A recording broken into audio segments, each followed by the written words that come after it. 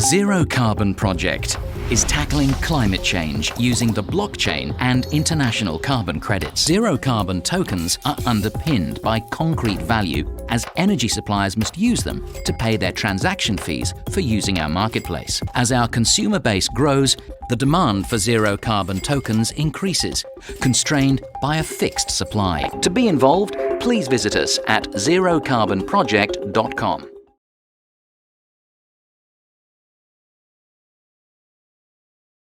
And then how long will it take roughly?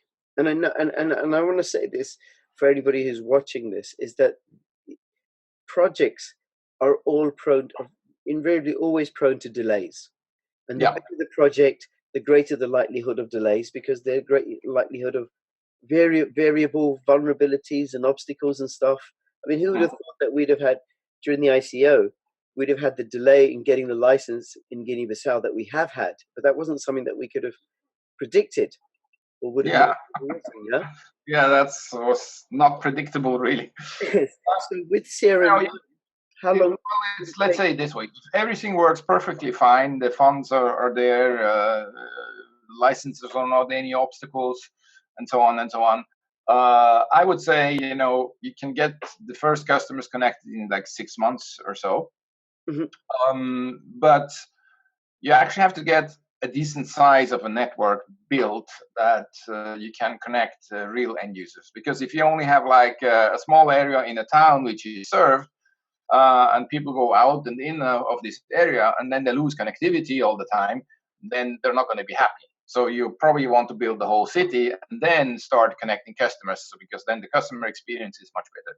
So it's, when we are launching, it's a question of how fast can we build that the coverage inside the city of Freetown initially is good enough that we can say, yeah, we basically cover like 90% of the city, or the most important parts where people are around that that really can use the service. Right. And what would that, a year, 15 months, 18 months? Yeah, I think a year, between 6 months and a year is a realistic time if no obstacle comes along. And it's at the end of the day, it's also just a question of money. The more money you have available, the more quickly you can build, because then you can, instead of having one team building 1 tower a month, you can have 10 teams building 10 towers a month. Right. They can run parallel. So that's then that part. So just on that part, I mean, how well funded is the project to be able to build? The project is funded in the way that we have those investors who put money in during the ICO.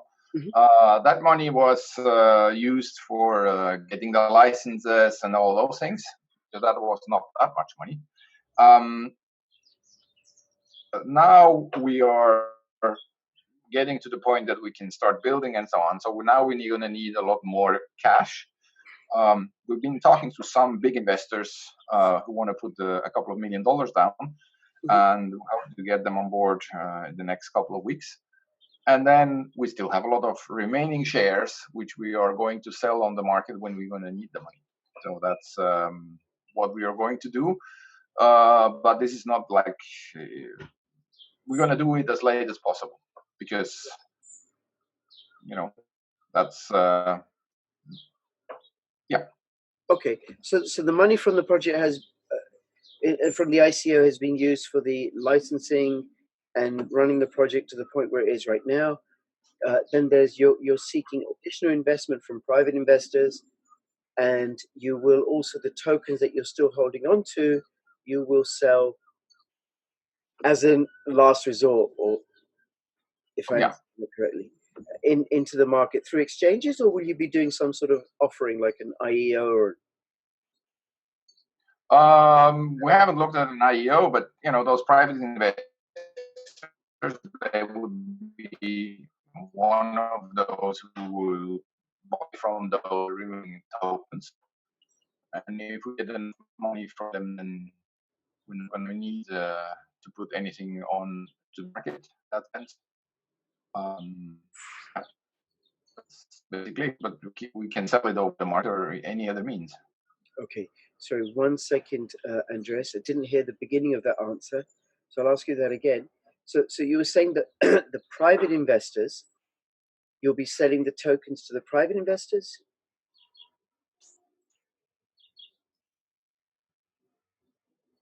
Okay, hold on a second. Sorry, we lost Wi-Fi connection there. Obviously, I need a Cajutel tower in my back garden.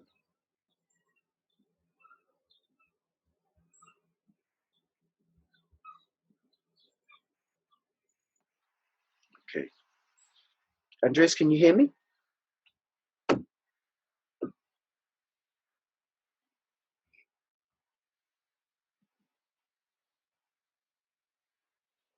Your picture is frozen. Ah, Now you're back. okay, now I'm back. All right. Andreas, can I just ask you something? Because I've got a booster, a Mhm. Wi-Fi booster, and there's one which is a 5G extension and another is a 2G extension. Is there any difference? It's both showing full capacity on the router, on the indicator. Well, if the signal is good, then choose the 5G because there's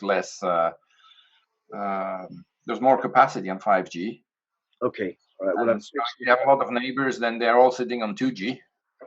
But on the other hand, the 5G has more problems getting through walls and things like that. Right. Okay. Okay. All right. Well, I've switched to the 5G now. So let's go back. So I was asking you about the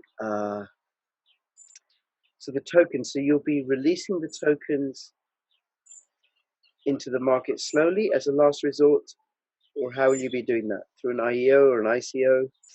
Well, we have still a lot of tokens which have not been sold on the ICO. We're going to sell them to private investors, the ones we have been talking to, and we can still sell them onto the markets as a last resort to get the remaining money we need for that project. But it's against our interest to sell a lot of tokens in the market. It's more interesting for us and also for the investors to do a private sale that way. Right. Because the risk is for the especially for the smaller token holders is that if you release a lot of tokens into the market, it'll depress the price. Yes, exactly. So, what would you do to prevent that? Other than, will you have lock-ins for the large investors? Yeah, that's basically it. I mean, the large investors, they're talking to us because they see the long-term goal of the project. Yeah. I mean, to buy all the tokens from us and then sell it to the market immediately, the price collapses and they lose money. I don't think they're in the game for losing money. Yes. And I'm sure the larger investors are smart or more experienced than smaller investors like myself or whatever, and will understand. And I want to point this out to people who are token holders, that right from the start, Andreas was very clear, it's in the white paper, this is a long-term investment because it involves building real infrastructure, which takes time. Okay, and then what will happen is that all the money gets spent at the front in building the towers, and then money starts coming in as you're selling the ISP service and people are buying and using the service, and then a share of those profits gets shared out with the token holders. Yeah, I mean, this is like with any other company which has shareholders. When the company is making profit, you pay dividend, and the dividend is paid to the shareholders. And in our case, the dividend is paid to the token holders. So don't expect any dividends in the first year because we're not going to be profitable in the first year, or most probably not like. And if we make a lot of profit, we want to reuse that profit to extend the infrastructure. Because it's not like, okay, you give me $10 million, I build towers for $10 million. It's more like you give me $5 million, I build towers for $5 million, earn money out of that from customers, and then you reuse that money to build another towers for another $5 million over time. So it's like a constantly rollover of cash flow. Right. So you have to calculate this because otherwise you would have to go and say, give us $100 million so we can build that infrastructure. So it's, this is has to be carefully planned over the months. Yeah, and it's the sort of thing you've done before in Iceland and Switzerland. And then, Yeah. what are the plans to expand out into other countries? Like, what's happening in Guinea? What's happening in? Do you have plans to move out to Liberia? Yeah, I mean, if you look at Africa, once you have a proven business model in one country, then all the other countries going to run after you. Right. That's what we have seen with many things. So we're going to start with Sierra Leone. We're going to build something good. We're going to prove our case that this is a case, and then we're going to look at other countries. I mean, Guinea is definitely something we want to do. It's bigger than Sierra Leone. It's a market which is also mature and is ready for that. And we already have prepared everything for it in Guinea. It's just like we have to wait until they change the laws for making ISPs more a business case there, because otherwise we would have to pay millions and millions for a license there. Right. That's just not what we want, and it's in the interest of the country to drop those prices for ISP licenses, so they can bring other people in, because at the end of the day, it's the people of the country who are benefiting from it. So that's and they have clearly understood this problem, so they're changing the law because of that. And so we have to wait until this change is through and all the new rules are set, and then we can start there as well. And then we're looking into other countries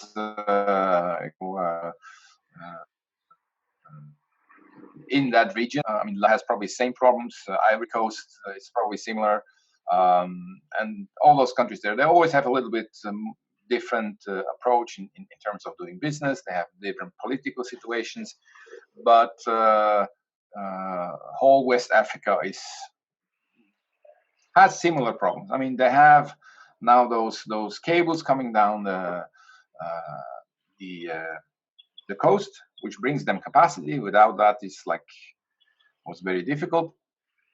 But inside the country, they still have the same problems. And then you can also consider countries which are landlocked, like Mali or Burkina Faso, and those countries, where they even have a worse situation because they cannot get access to the sea cable, so somebody has to bring them fiber and so on. But we haven't really looked at those countries yet in terms of what's there. But we have some business contacts there for other projects we're working on, and we would definitely be looking into any country where it makes sense. I mean, it's just a business decision. Sure. At the end. Sure, that could actually be quite incredible. I never thought of that. That then Cajutel building out the network into other parts of Africa with its growing population. Yeah, for example, I've once looked into the case that what everybody in fiber at the coast. What if you build the fiber from east to west, like from Senegal to Djibouti or so? And that would be a business case. The only problem is that some countries on the way are not really stable. For example, if you go to Niger, you're going to have a tough time there. It's dangerous, and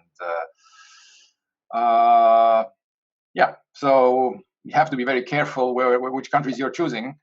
But the market is there. I mean, these countries, they only have like satellite connections and nothing else. So they definitely would be a good market. But if you have a market, if you build something good and then the dictator comes and takes everything away from you, then you don't have a good business case neither.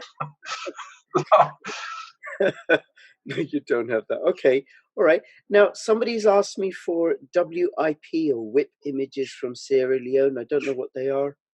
Somebody asked on the Telegram group. I don't know what WIP images should represent.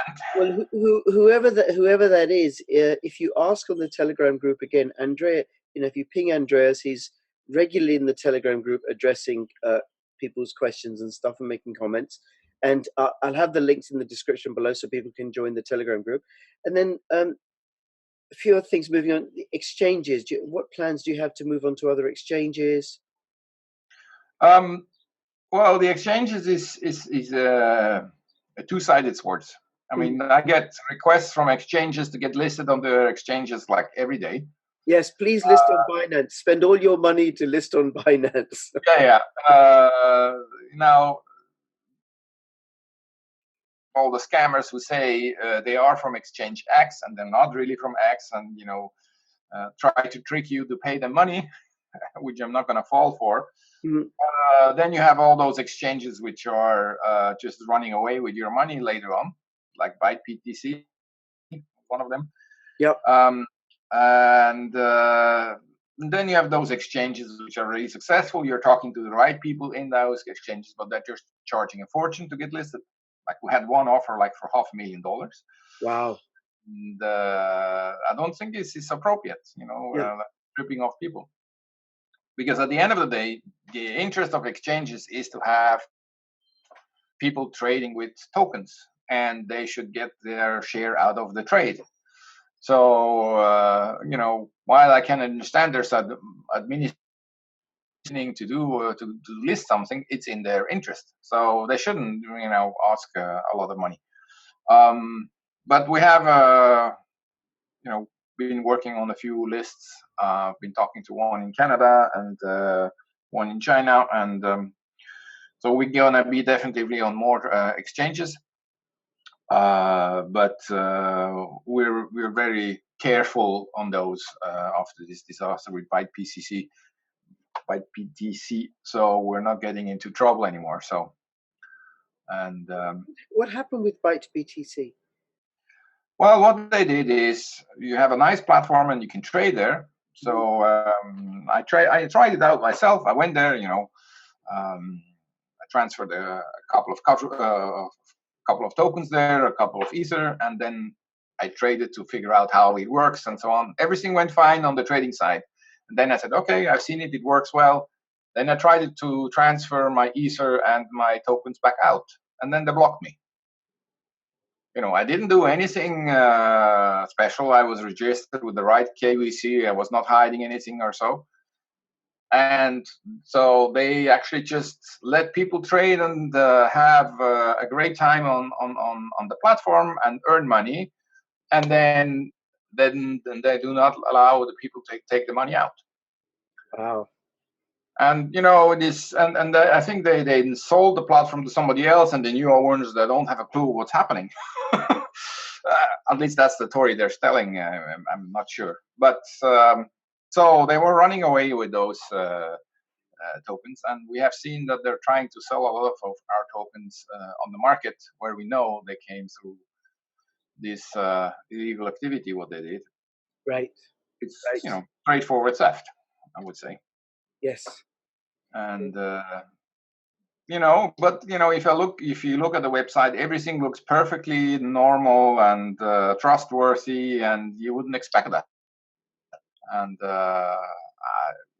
there's some Telegram groups which talk about ByteBTC and people losing money there, and you crying there like mad that they get blocked and lost all their money. Wow. No, I get it, Andreas. I get it, and that's the thing about it. The really good exchanges, the large exchanges like Binance and stuff, they charge very large fees. And then there are other exchanges that are very small, and you don't know how reliable they are or how shady they are or not. So it's a tricky game. And the decentralized exchanges, because Cajutel is available, I think, on Fork Delta, they're not always easy to use, and liquidity is low. So soon that will come, but I personally think you're much better off spending the money on developing the project versus paying large exchange fees, because that just creates empty value. Versus building a project, a business that is backed by growing revenue. Because I have an obligation against my shareholders. I'm getting money from my shareholders, token buyers, and I should spend this money wisely for the project which we commonly agreed. And if I'm getting $1 million in from shareholders, and then I'm spending $900,000 to get listed on the token exchange, we're not going to make any revenues at some point in time. So it's like, what's the point? You now can trade the token, which is worth less now, on an exchange more. It doesn't help. Yes, very good. Okay. Valuable. That's our priority. Great. Okay. And then Andres, moving on, as you start building in Sierra Leone and the project rolls out and stuff, what can token holders expect from you? How can they be involved and stay in touch? How will you be keeping them in touch? We use the Telegram channel as a communication forum. We have a mailing list as well where you can subscribe, where we regularly send updates to it. And we'll do updates on a regular basis. Right to our blog on our webpage. That's what we're currently doing. So people get updates and news that way. Mhm. And we're going to have a separate webpage for the customers in Sierra Leone. So we're going to use cajutel.com for like the whole group and corporations, and then we have cajutel.sl for the actual customers in the country who use the service. And so that's how we are going to separate the thing, because an investor has different needs for information than an end user who wants to buy a product or service. Sure. And then, of course, it doesn't need to be said, but I'm going to say you're going to be coming back on my channel to stay updated, to keep people updated as well. Just so you, I've put it in the smart contract for Cajutel. We're going to lay some towers which will connect you with me via. Yes. It's always a pleasure. Yes. Andres, is there internet connection unstable? Is there anything else you want to let people know before we finish up? No, I don't have anything to add at the moment, but there will be, so I'll come back. All right. Well, listen, Andres, thank you so much for giving up your time. Please subscribe, hit the notification bell. If you have any comments or questions, put them in the description, below the video. Spread the word about Cajutel.